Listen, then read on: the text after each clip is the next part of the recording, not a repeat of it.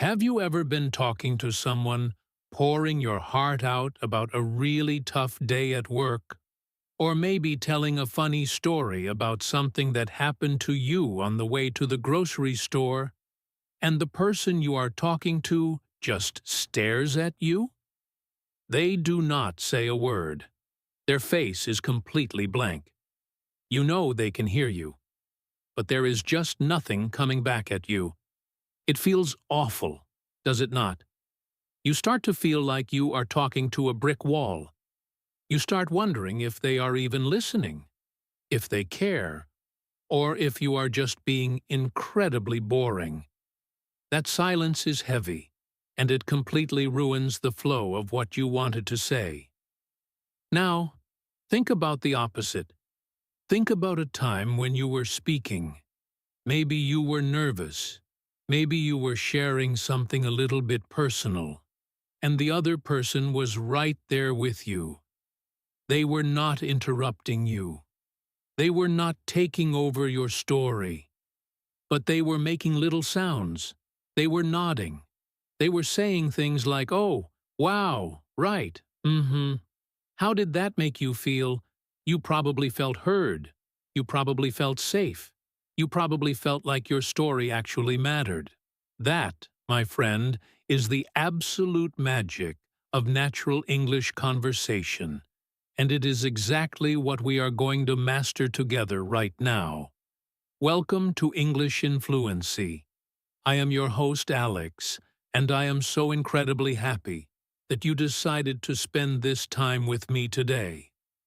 If you are listening to this, you are probably at that beautiful intermediate level where you know your grammar, you have a good vocabulary, and you can express your ideas. But you want something more. You do not just want to speak correct English. You want to speak connected, human, natural English. You want to sound like you actually belong in the conversation, like you are a real part of the social fabric, not just someone reciting sentences from a textbook. Today, we are diving deep into a secret weapon of fluent speakers. We are talking about back-channel responses. I know that sounds like a very technical term, a term you might find in a boring university linguistics book. But I promise you, it is the most natural, most human thing in the world. Back-channeling is simply the way we show someone we are listening while they are doing the talking. It is the grease that keeps the wheels of a conversation turning smoothly. Without it, conversations stall. With it, conversations flow like a gentle river. So, grab a cup of coffee, get comfortable, maybe put on some headphones so you can really hear the subtle sounds we are going to make, and let us jump right into this together. Let me tell you a little story about two people to paint a clear picture of what we are talking about. Let us call them Sarah and David. Sarah had a really terrible morning. Her car would not start, she spilled coffee on her favorite shirt, and she was late for a meeting. When she got to work, she sat down with her friend David to let off some steam. She said, "David, you would not believe the morning I have had. It started right when I opened my front door." Now, imagine if David just sat there. He looks at her. He waits. Sarah continues, "I went out to my car, turned the key, and nothing. Just a clicking sound." David stares. Sarah feels awkward but keeps going. "So I had to call a taxi, but while I was waiting, my dog knocked my coffee cup right off the table." David still says nothing. By this point, Sarah is going to stop talking. She is going to feel silly. She is going to think David does not care about her terrible morning. But that is not the case if David uses back-channeling. Let us rewind the conversation and give David the right tools. Sarah says, "David, you would not believe the morning I have had." David says, "Oh no," just two simple words. But Sarah hears that, and she knows David is engaged.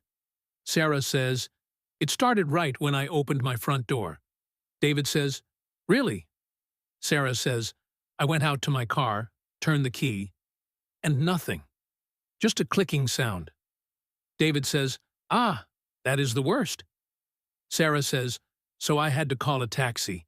But while I was waiting, my dog knocked my coffee cup right off the table." David says, "Oh man, you are kidding." Do you see the difference? David did not take over the story. He did not start talking about his own car troubles. He simply fed Sarah tiny little responses that told her he was tracking her story. He was feeling her frustration, and he wanted her to keep going. That is backchanneling, and once you start noticing it, you will realize it is happening in every single natural English conversation around you.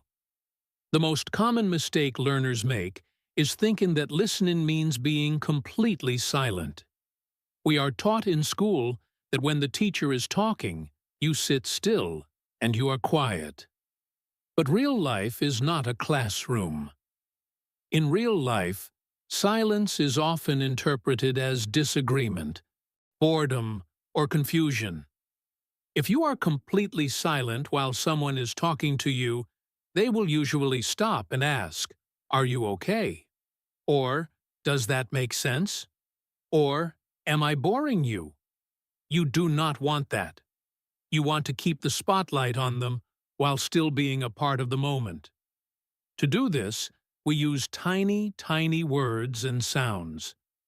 The absolute foundation of backchanneling, the bread and butter of showing you are listening, are the simple hums and agreement sounds.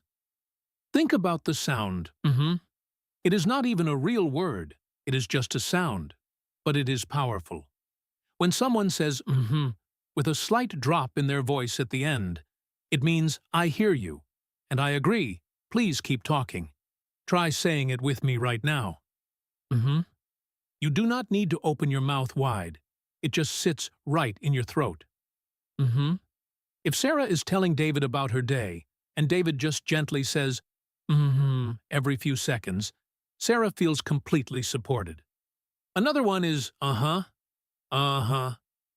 This is very similar to but it has a tiny bit more energy.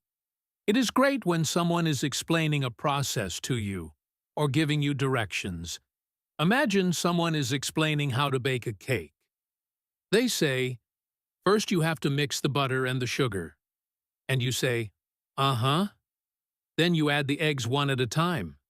It is your way of saying, "I am following your steps. I understand. Do not stop."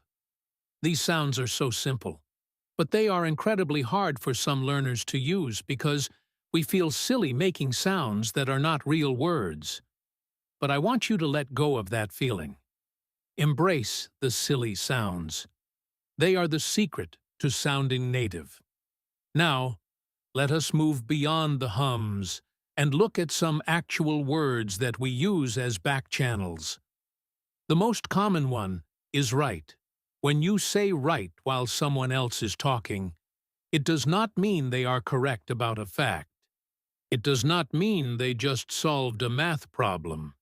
It simply means, I understand what you are saying, and it aligns with what I know about the world. Imagine your friend Mark is telling you about a new restaurant that just opened in your town. He says, "We went to that new Italian place last night, and you have to wait 45 minutes just to get a table." You would say, "Right." He says, "And the prices were absolutely crazy for just a basic plate of pasta." You say, "Right." You are not saying he is right about the prices being crazy. You are just saying, "I am with you. I am tracking your complaint. I understand why you are annoyed." Another fantastic word is exactly. This is a step up from right. It shows a little bit more empathy. It shows that you really relate to what they are going through. If Mark says, "The worst part is they forgot to bring our drinks," and we had to ask 3 times, you can say, exactly.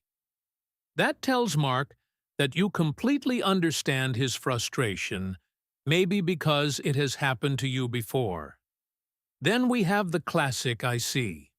This is perfect when someone is explaining something complex, or when they are showing you a different perspective that you had not thought of before. It is a way of saying, "Oh, I am painting a picture in my mind now, I get it." If someone is explaining why they had to quit their job, they might say, "My boss started making me work weekends, and I just could not be there for my kids." You would say, "I see." It is gentle, it is supportive, it does not judge. It just shows that your brain is processing their reality. But conversations are not just about facts and logic. We are human beings. We have feelings. We share exciting news. We share sad news. We share shocking news. And your back-channel responses need to match the emotion of the story. This is where a lot of English learners get stuck, because textbooks teach you the words, but they do not teach you the emotion behind the words. Let us talk about happy or exciting back channels. Imagine your friend Chloe comes running up to you, practically jumping up and down. She says, "I got the job. I got the job at the design company." You cannot just say "right" or "I see." That would sound incredibly cold and robotic. You need to match her high energy. You need to say, "Oh, wow," or "That is amazing," or "No way." These responses inject energy into the conversation. They validate the speaker's excitement. When you say "no way," you are not saying you do not believe them. In modern English, "no way" simply means, "I am so excited for you that I cannot even believe how great this is."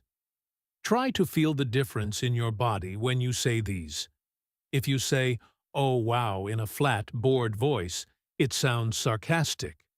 But if you lift your eyebrows, open your eyes wide, and let your voice go up a little bit, "Oh wow," it sounds genuinely happy. Your voice needs to smile. Now, let us flip the emotion.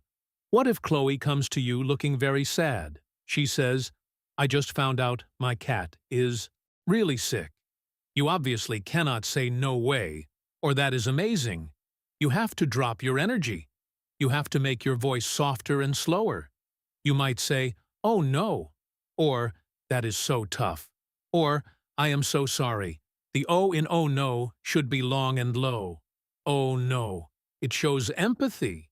It shows that you are feeling a little bit of her pain. It is a verbal hug.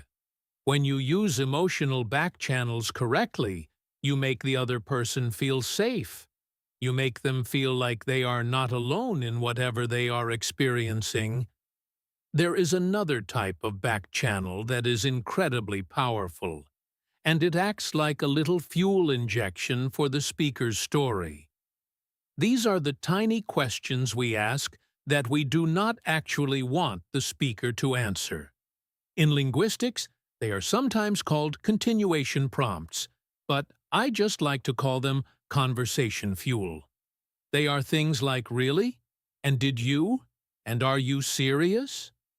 Let us go back to Sarah telling David about her bad morning. Sarah says, "My dog knocked my coffee cup right off the table." If David says, "Really?"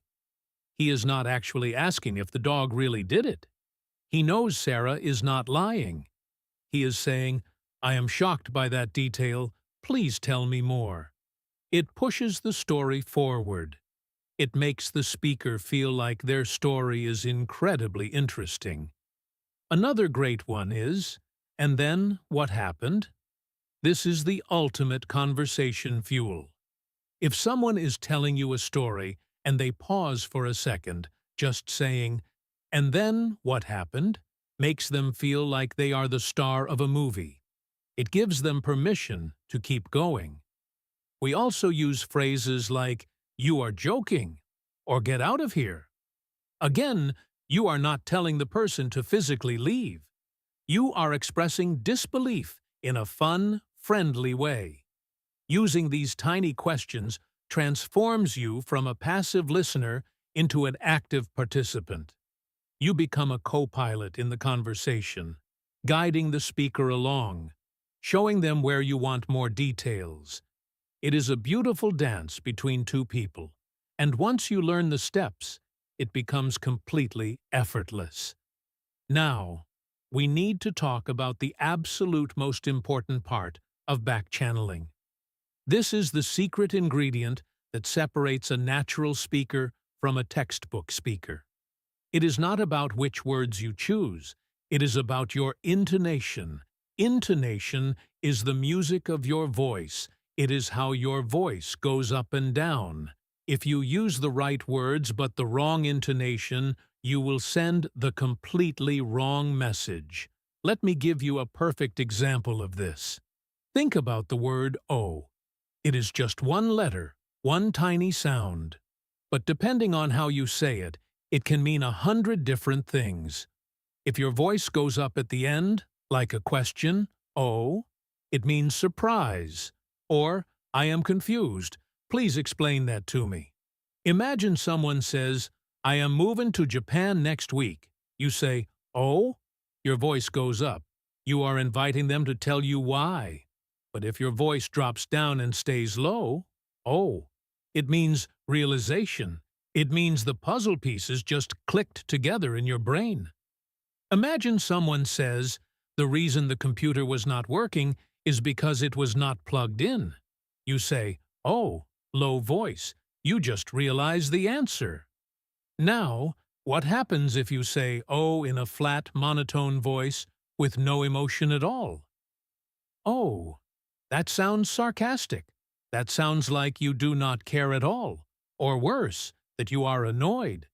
This is why practicing backchanneling out loud is so important. You cannot just read this in your head. You have to train your mouth and your vocal cords to make these shapes. When you say, let your voice drop at the end to sound calm and supportive. When you say really, let your voice jump up to sound excited. Really? If your voice is flat, people will think you are flat. If your voice is warm, people will think you are warm. It is that simple. Let us take a moment to talk about what happens when we do not use backchanneling correctly. Because sometimes people try to use it, but they make a common mistake that ends up being very frustrating for the speaker. Have you ever heard of an echo listener? This is someone who repeats the last few words of everything you say, but they do it in a way that does not add any value. Imagine you are telling a story. You say, I had to wait at the doctor's office for 2 hours. The echo listener says, 2 hours. You say, yes, and then they lost my file. The echo listener says, lost your file. You say, right, so I had to fill out all the paperwork again. The echo listener says, all the paperwork again. At first, it feels like they are listening, but after a few minutes, it starts to feel incredibly annoying. It feels like a parrot is sitting on your shoulder. It interrupts your train of thought. It breaks the rhythm of your story. The problem with echoing is that it demands a response from you. Every time they repeat your words, you feel pressured to say yes or right to validate their repetition. It turns the speaker into the listener, which is exhausting. Backchanneling should never put a burden on the speaker. It should be invisible support. It should lift the speaker up, not weigh them down. So, if you catch yourself repeating the exact words someone just said, stop. Just replace it with a simple or right. It takes the pressure off them and keeps the spotlight exactly where it belongs, on their story. Another mistake people make is overusing backchanneling. Yes, there is such a thing as too much. If someone is talking and you are saying, right, wow, Really? Oh, right. Every 3 seconds, it becomes distracting. The speaker will start to feel like they are being interrupted by a constant buzzing noise.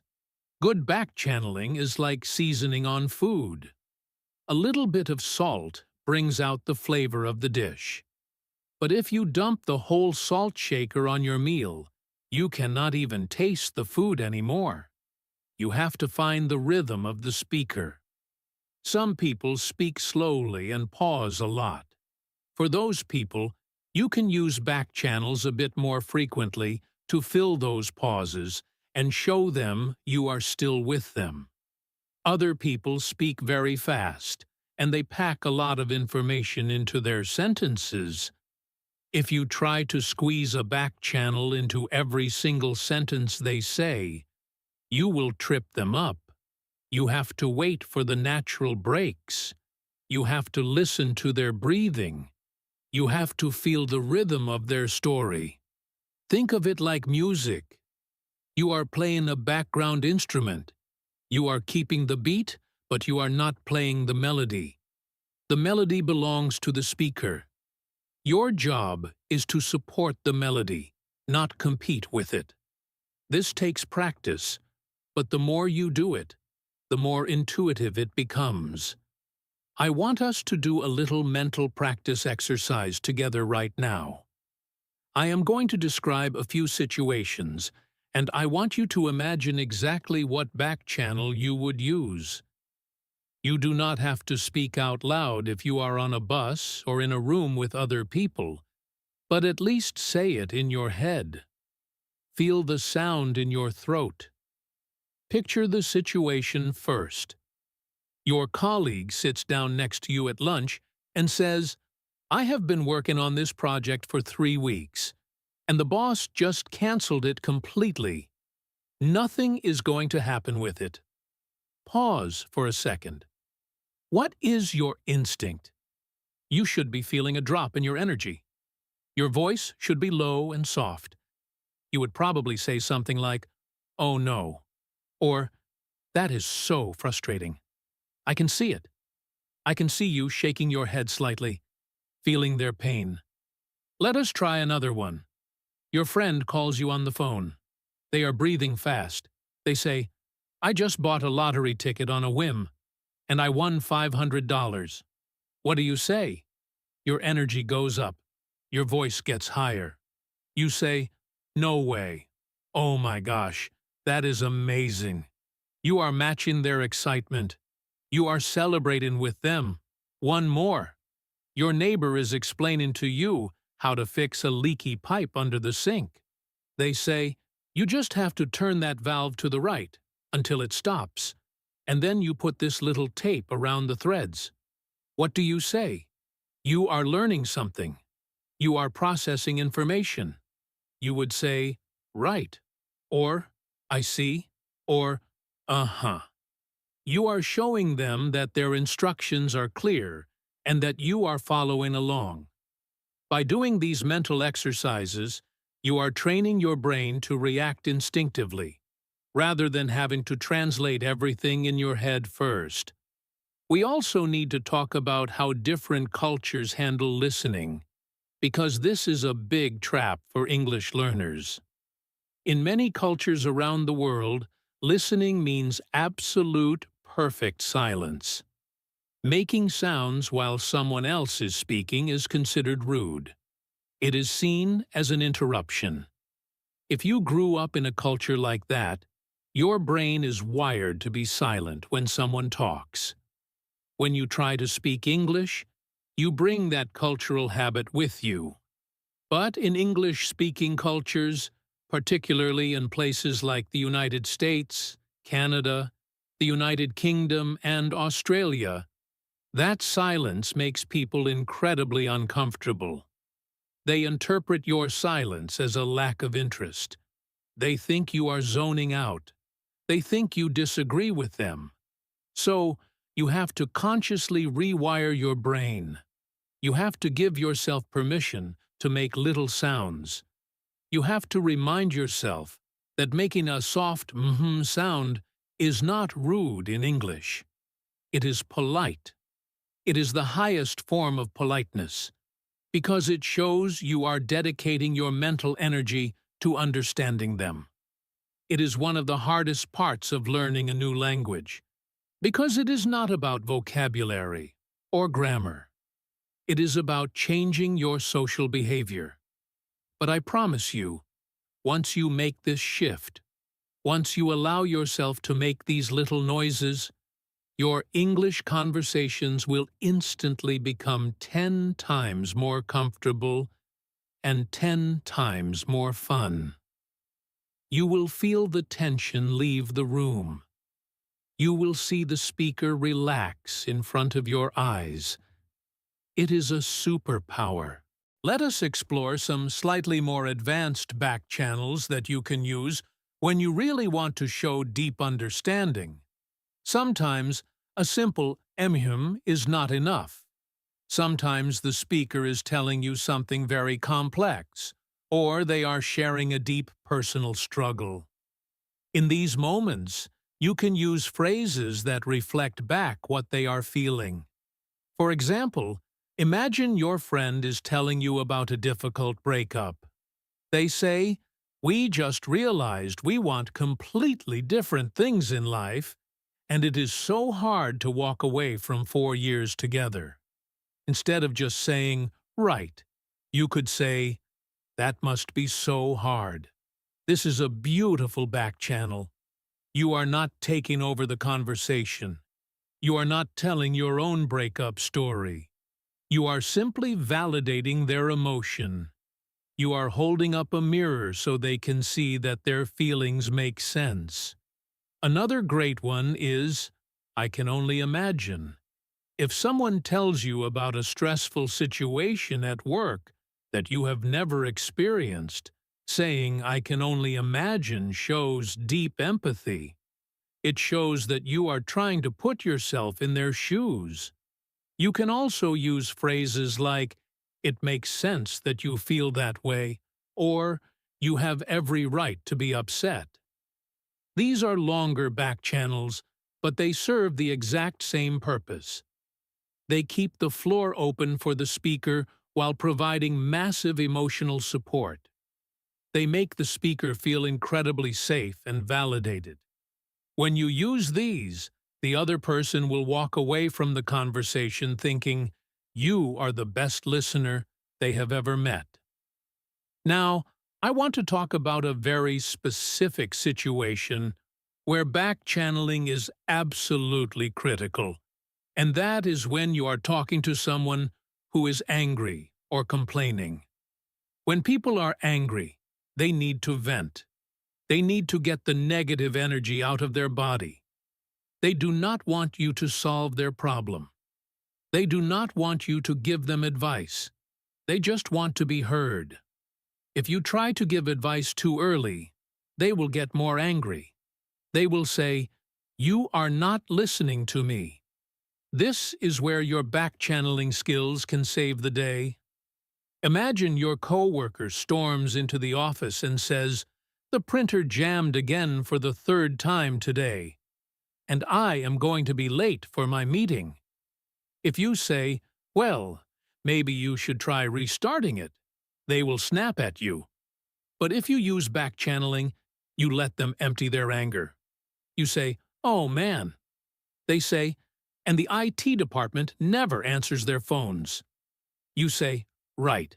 They say, "I am so sick of this outdated equipment." You say, "I know it is so frustrating." Notice what you are doing. You are agreeing with their frustration. You are not agreeing that the printer is bad. You are agreeing that their emotion is justified. You are riding the wave of their anger with them. After a few minutes of this, the angry person will actually start to calm down. Just by hearing those little sounds of agreement, their heart rate will slow down.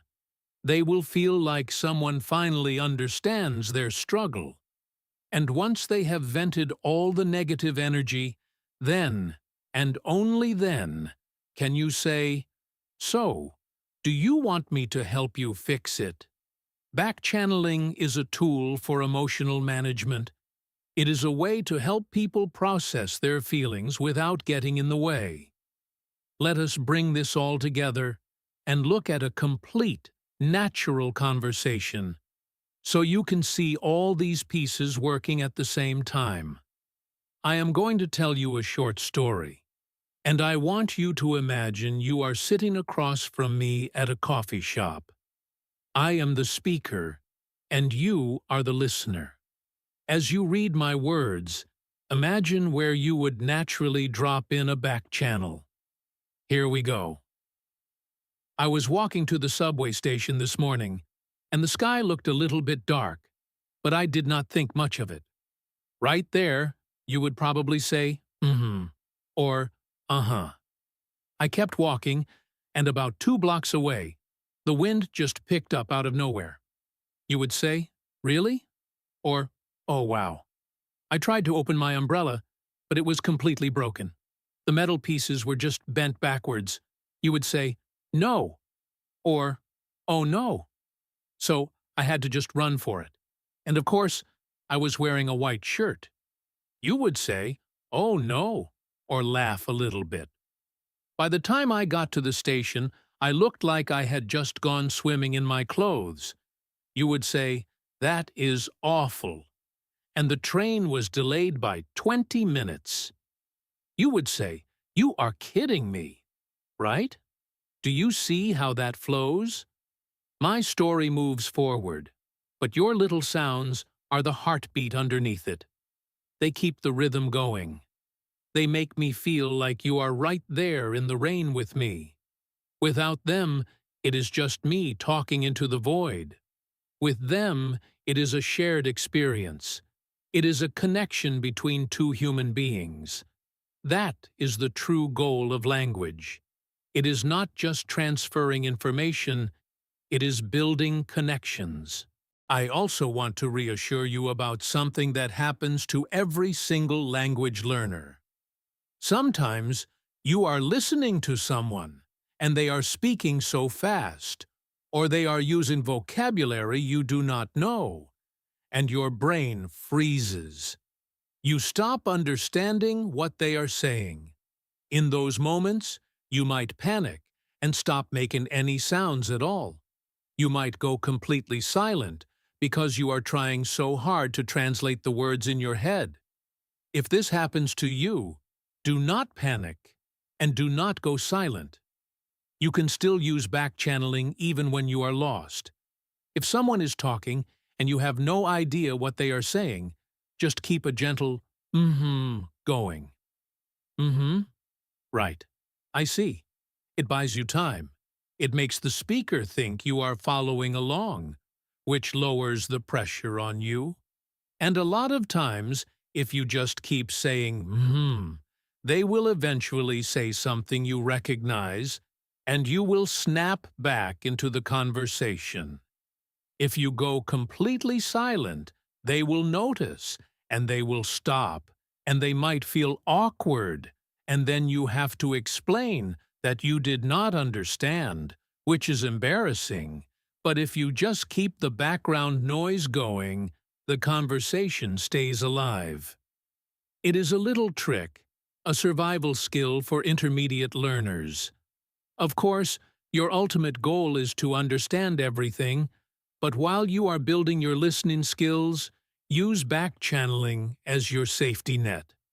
It will save you from so many awkward moments, I promise. We have talked a lot about the sounds and the words, but I want to touch briefly on body language because your body is also a backchannel. Since you are listening to an audio practice right now, you cannot see me, but you can imagine it. When someone is talking to you, your face needs to be alive. You need to make eye contact. You need to nod your head gently. You need to raise your eyebrows when something is surprising. You need to shake your head slightly when something is unfair or bad. In English-speaking cultures, we rely heavily on facial expressions to show that we are listening. If your face is like a stone, it does not matter how many times you say, mm-hmm, the speaker will not believe you. They will think you are bored. So, when you practice these sounds, practice them in front of a mirror. Say, oh wow, and watch your eyebrows go up. Say, that is so frustrating, and watch your brow furrow a little bit. Say, and watch your head nod slowly. When your face and your voice are working together, you become completely believable. You become a magnetic listener. People will love talking to you because you make them feel important. And when people feel important when they talk to you, they will want to talk to you more. This is how you make friends. This is how you build networks. This is how you succeed in your career. Listening is not a passive skill. It is the most active, most powerful skill you have. Let us talk about some slightly different phrases you can use to encourage someone to keep talking, because sometimes and right are not enough to keep the story moving. Sometimes a speaker will finish a thought, and they will pause, and you can tell they are deciding whether to keep going or stop. You can use a back channel to give them a gentle push. Phrases like, go on, or, and then, are perfect for this. If someone says, I was walking down the street, and I saw my ex-boyfriend, and they stop, you can say, and then, it is a direct prompt to keep the story going. It shows you are on the edge of your seat. Another great phrase is, what did you do? This passes the baton back to them gently. You can also say, tell me more. This is a beautiful, open-ended back channel. It tells the speaker that whatever they have to say is valuable to you. Sometimes people are shy. They do not want to bore you. By saying, tell me more, you are giving them explicit permission to take up space in the conversation. You are telling them that their voice matters. These phrases are slightly longer than a simple hum, but they serve the exact same function. They keep the speaker in the driver's seat. They keep the focus entirely on their experience. Use them when you sense a hesitation, when you feel the speaker pulling back. A gentle, tell me more can open up a whole new world of conversation. Now, I want to give you a very specific challenge to do after you finish listening to this audio today. I want you to go out into the real world and become a back-channel spy. I want you to go to a coffee shop, or sit on a park bench, or even just watch a television interview, and I want you to listen only to the listener. Do not listen to what the main speaker is saying. Focus your ears entirely on the person who is supposed to be listening. Watch their head. Listen to their sounds. You will be amazed at how much they actually talk without saying any real words. You will hear them say, 30 times in 5 minutes. You will hear them say, right and exactly, and, oh wow. You will see them nodding constantly. You will realize that natural conversation is not two people taking turns giving speeches. It is two people making continuous, overlapping sounds of support. Once you see it, you cannot unsee it. You will realize that English is not just about the big words. It is about the tiny spaces in between the big words. It is about the glue that holds the sentences together. When you start to notice this in other people, it will become so much easier to do it yourself. You will realize that it is perfectly normal, and you will stop feeling self-conscious about making these little sounds. I also want to remind you that this takes time. You have spent years learning English in a way that focuses on being correct. You have been trained to think before you speak, to make sure your grammar is perfect before a sentence leaves your mouth. But backchanneling requires you to turn off that grammar part of your brain. It requires you to react instinctively. It is a physical and emotional skill, not an intellectual one. So, please be patient with yourself. At first, you might feel like you are faking it. You might feel like an actor playing a role. That is completely normal. When you first start using these sounds, they might feel unnatural. But I promise you, if you practice them for just a few weeks, they will become a habit. They will slip into your subconscious. You will not have to think about whether to say or right. It will just come out automatically, just like it does for a native speaker. The journey to fluency is not a straight line. It is a series of small steps. Mastering backchanneling is one of those small steps, but it has a massive impact on how people perceive your English. It bridges the gap between sounding like a student and sounding like a friend. It is the difference between having an exchange of information and having a real human connection. Let us do another practice run together, but this time, let us make it a bit more challenging. I am going to tell you a story, and this story is going to change emotions in the middle. This happens all the time in real life. People start a story happy, and then something goes wrong. Or they start sad, and then something good happens. Your backchanneling has to be flexible enough to follow those emotional twists and turns. Here is the story. I have been saving up for months to buy a new laptop, and I finally had enough money, so I went to the store yesterday. Right now, you are probably feeling the buildup. You might say, "Oh, nice," or So, I walked in, and they had the exact model I wanted on display. You say, "Perfect," or "Right." I asked the salesperson to get one from the back, and he came back with the box, and I was so excited. You are still in the happy zone. You might say, "That is great," but then I opened the box in the car, and the laptop inside was the wrong color. It was pink, and I ordered a silver one. Bam! The emotion just shifted. If you keep saying that is great, you will sound crazy. You have to shift with me. You would say, "Oh no," or "You are kidding." I drove all the way back to the store, but they were closing in 10 minutes. You say, "Oh man."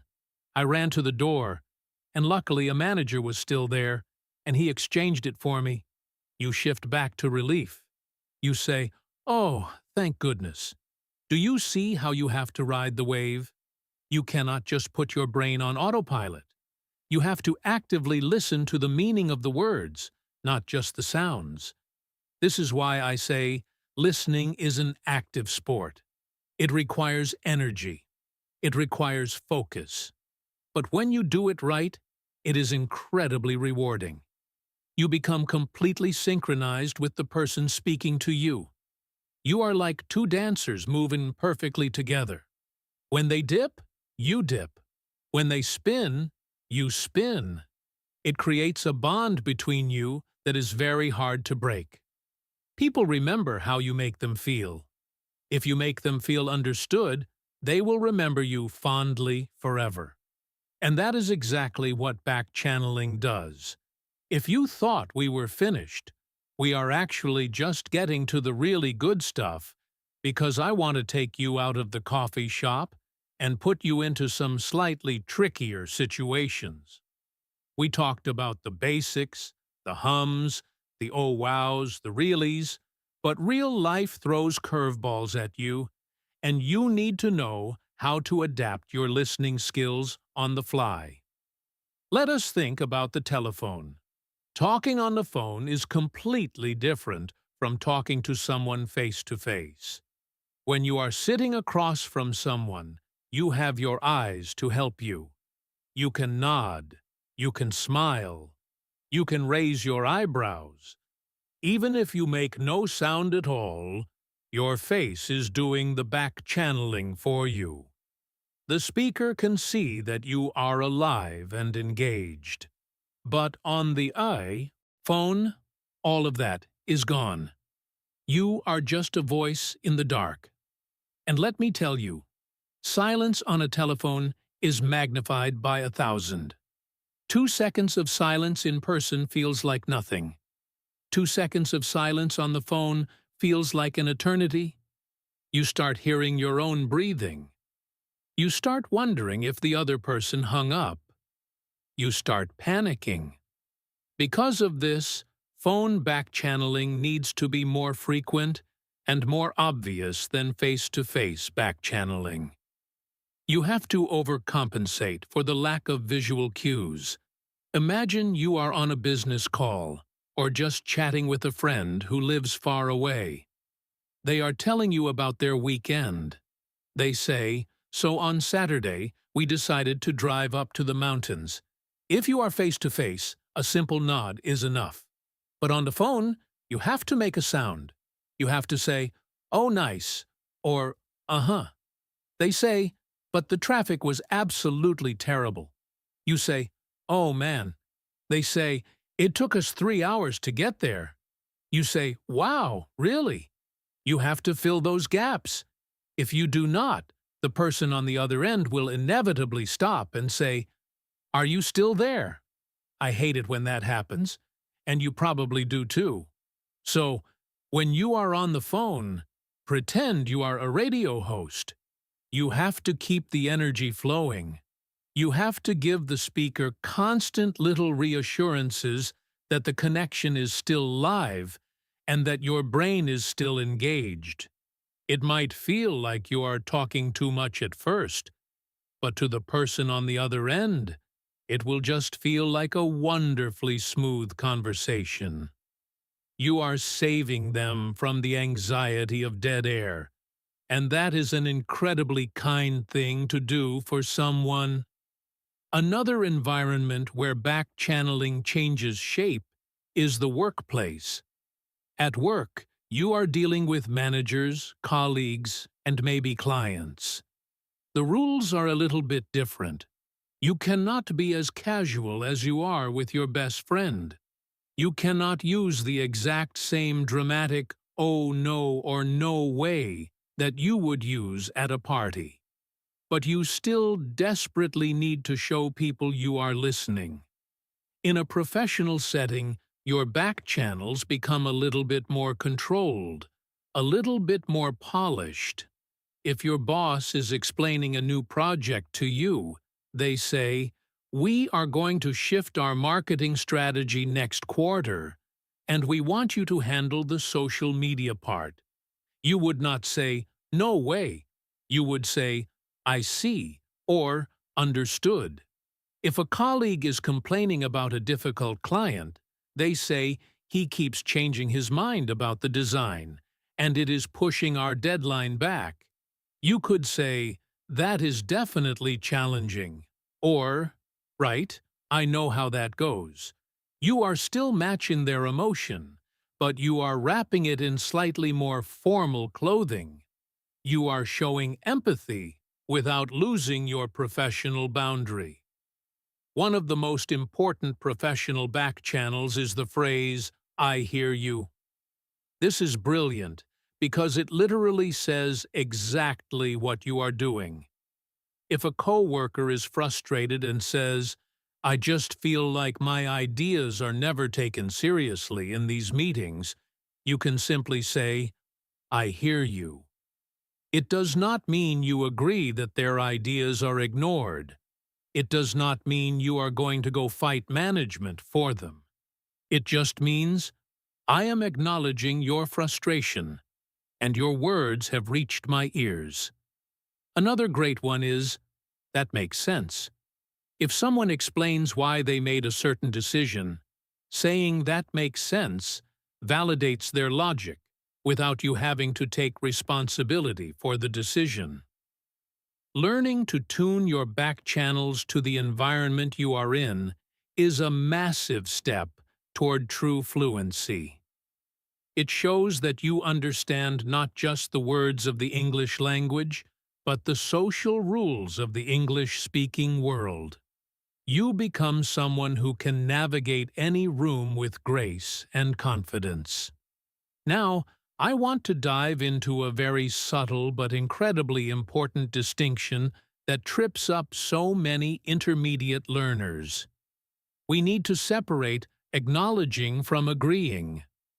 Most people think that when they use back channels, they are saying, "I agree with you." But that is not true at all. Backchanneling means, "I acknowledge that you are speaking." Let me give you a very clear example so you can feel the difference. Imagine your friend is ranting about a movie you both just watched. He says, "The ending of that movie was terrible. The director completely ruined the whole story. It was the worst film I have ever seen." Now, let us pretend you actually loved the ending. You think the director is a genius, but your friend is on a roll. He is venting. You do not want to stop him and start an argument. So, you use an acknowledging back channel. You say, "Right."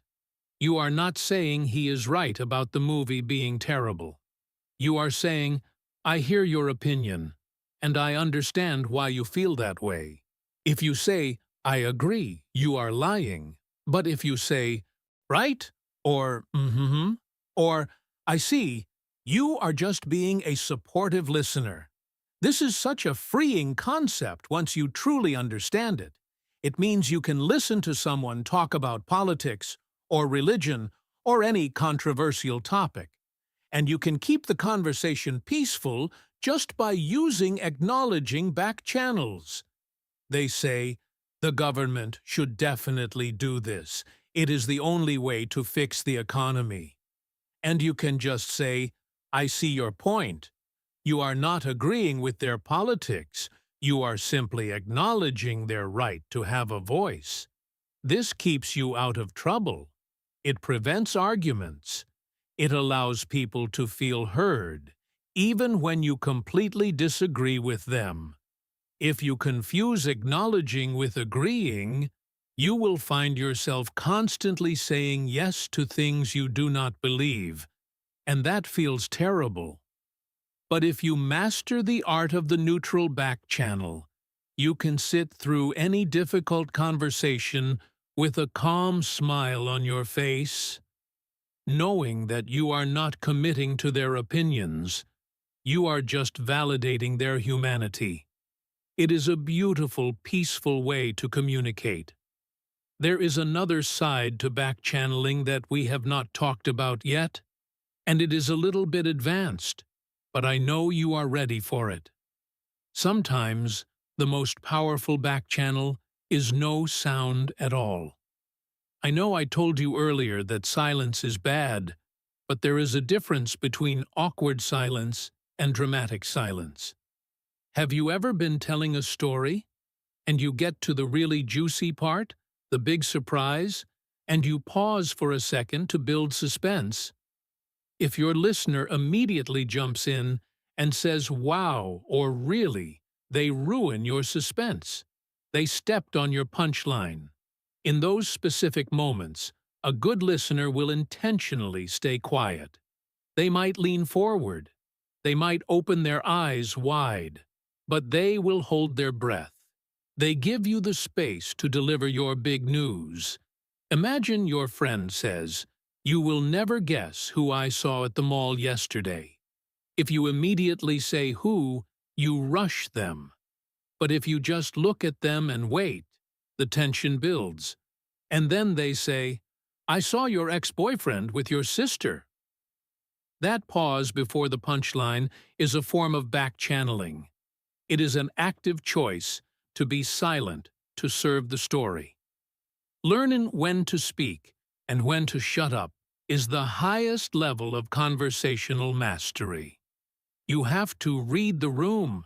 You have to feel the rhythm of the speaker. If they are building up to something big, hold your sounds back.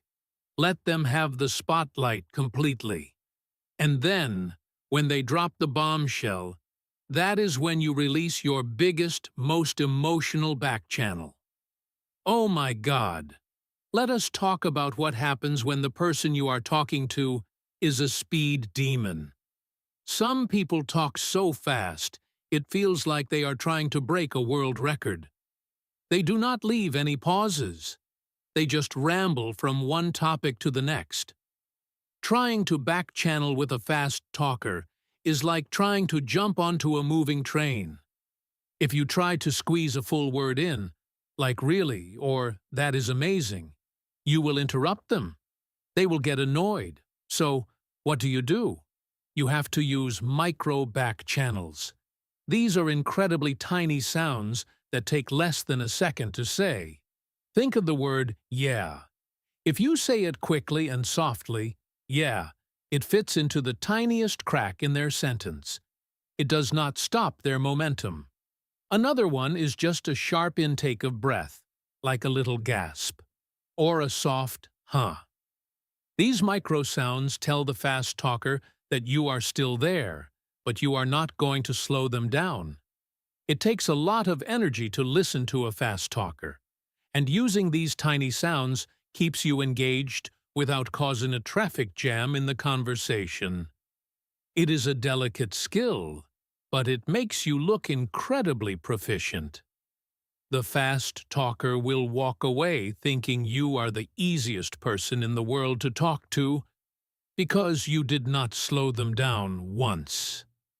I want to share a story with you about a woman named Maya to show you how all these pieces fit together in a real-life scenario.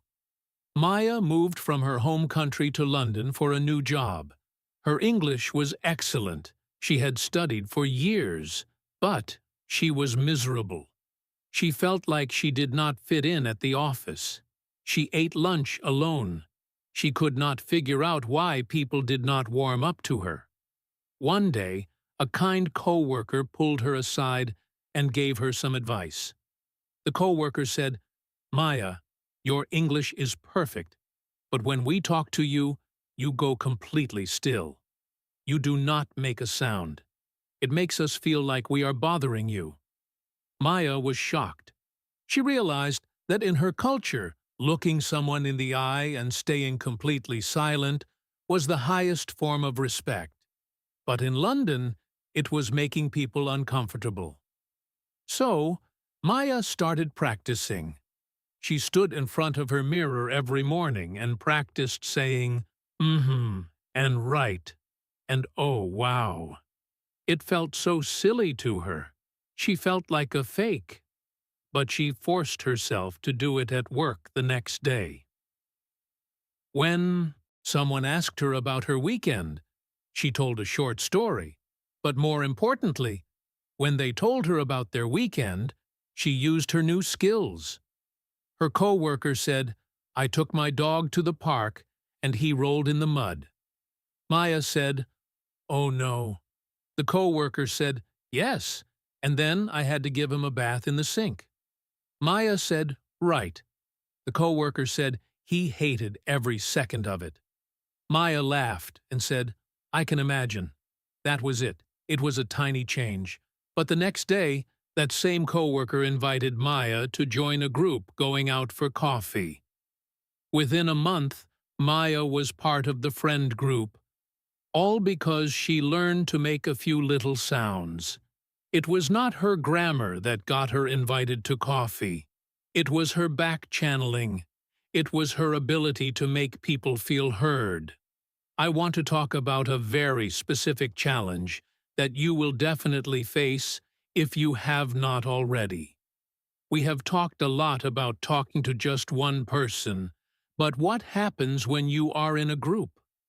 Let us imagine you are sitting at a table with 3 other people. One person, let us call him Leo, is telling a long story about a terrible flight he took last week. You are not the main person he is looking at. He is looking at his friend Sam, but you are part of the group. If you sit there like a statue, you become the odd one out. You pull the energy down. In a group, your back-channeling actually gets quieter. You do not want to overpower the main speaker. Instead of saying a full "oh wow," you might just nod your head and whisper a tiny "yeah" to yourself or to the person sitting next to you. You share a quick glance with Sam while Leo is talking. That shared glance is a silent backchannel between you and Sam. It says, "Can you believe this guy?" Group listening is a team sport. You are supporting the speaker, but you are also showing the other listeners that you are part of the group. It takes the pressure off you to be the main listener, but it still requires you to be awake and alive in the conversation. Now, I want to give you the ultimate safety net. Even with all this practice, there will be a day when you are talking to someone and your brain just crashes. Maybe they used a word you do not know. Maybe a loud car drove by. Or maybe you just spaced out for 3 seconds. Suddenly, you realize they have stopped talking, and they are looking at you waiting for a response, and you have absolutely no idea what they just said. Panic sets in. Most learners freeze, or they just say sorry and make the other person repeat everything, which kills the mood. Here is a fluent recovery move that works like magic. You smile softly, you nod your head, and you say something like, "And so what happened after that?" Or, "So how did that make you feel?" 90% of the time, the speaker will just happily continue their story. They will not even realize you missed a part. By asking an open-ended question that could apply to almost any story, you buy yourself time. You look completely engaged. You are using the fuel technique we talked about earlier to cover your tracks. It is a brilliant little trick that will save you from so many embarrassing moments. Just remember to keep your voice calm and curious when you say it. Let us talk about some variations that you might hear in different parts of the English-speaking world, because English is a beautifully diverse language.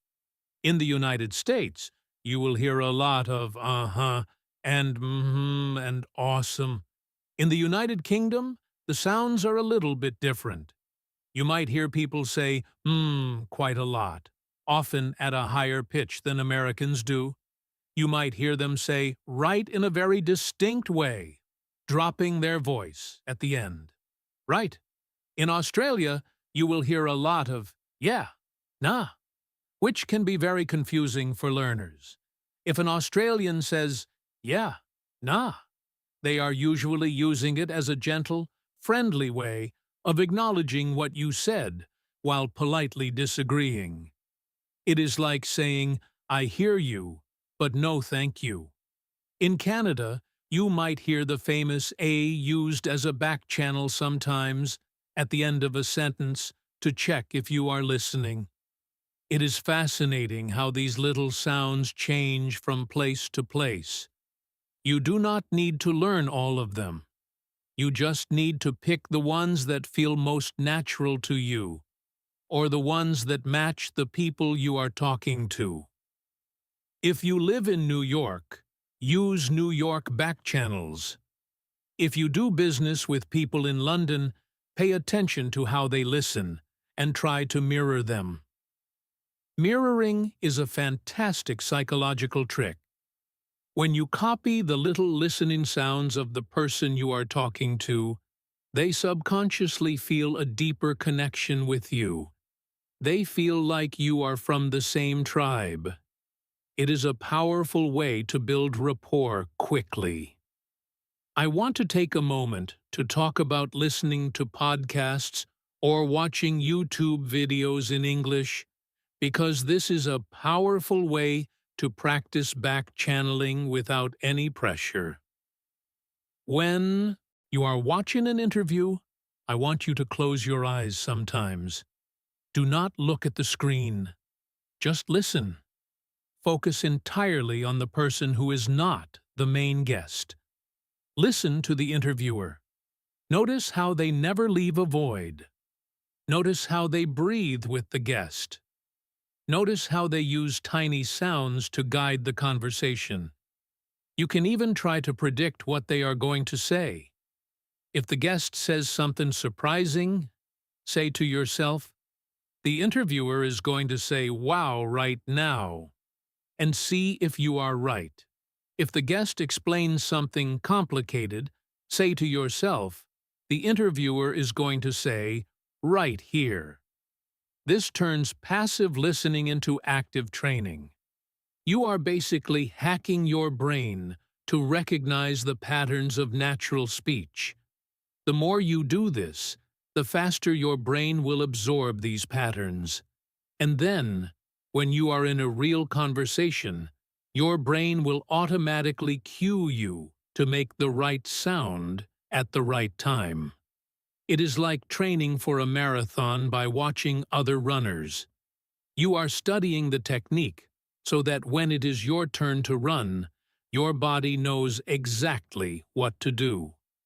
I also want to touch on something that happens a lot when you are learning a new language, and that is the fear of sounding fake. When you first start consciously using words like right and exactly and oh wow, you might feel like an actor. You might think, "This is not the real me. I do not talk like this in my native language." I want to reassure you that this feeling is completely normal. Whenever you learn a new social skill, it feels like wearing a costume at first.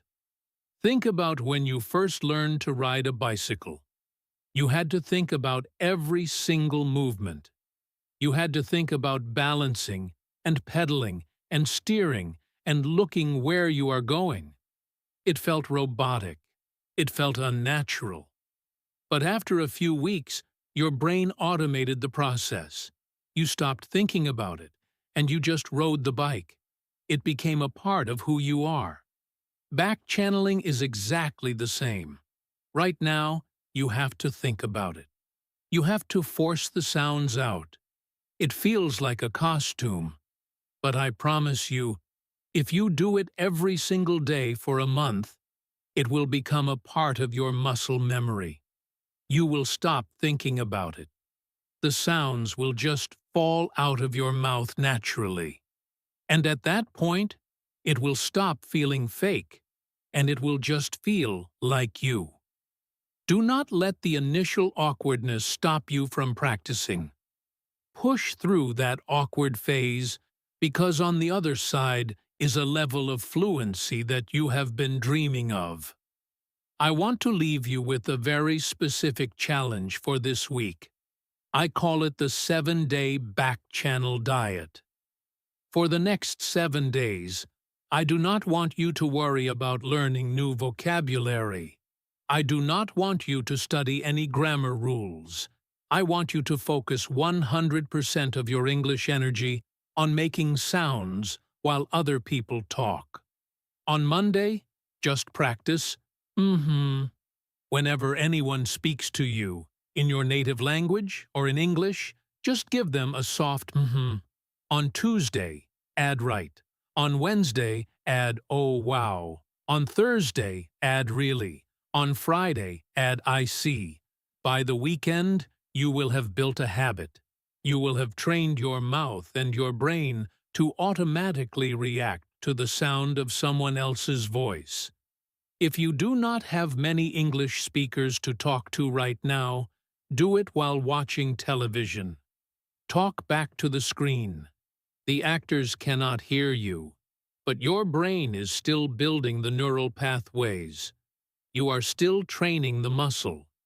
If you do this challenge, I promise you will feel a massive shift in your confidence by this time next week. You will feel lighter in conversations.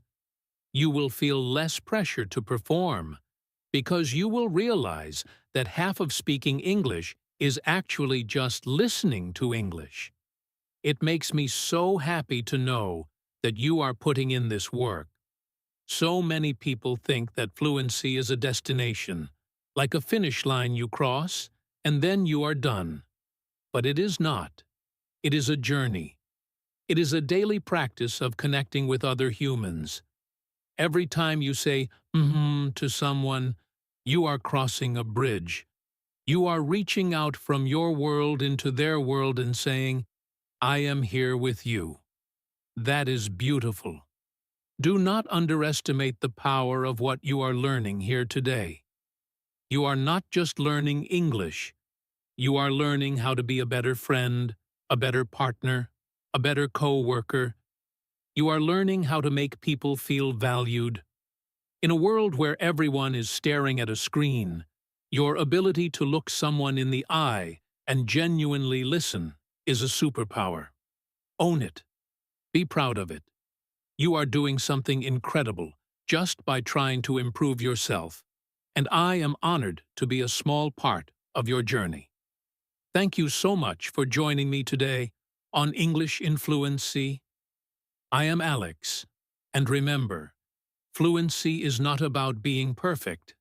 It is about being present.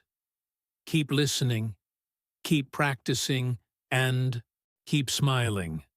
If this lesson helped you, please do me a huge favor and hit that like button and subscribe so you never miss a deep dive into natural English. Come down to the comments and type the words I am listening. And tell me which back-channel sound you are going to practice first this week. I read every single one, and I will see you in the next video right here on English in Fluency.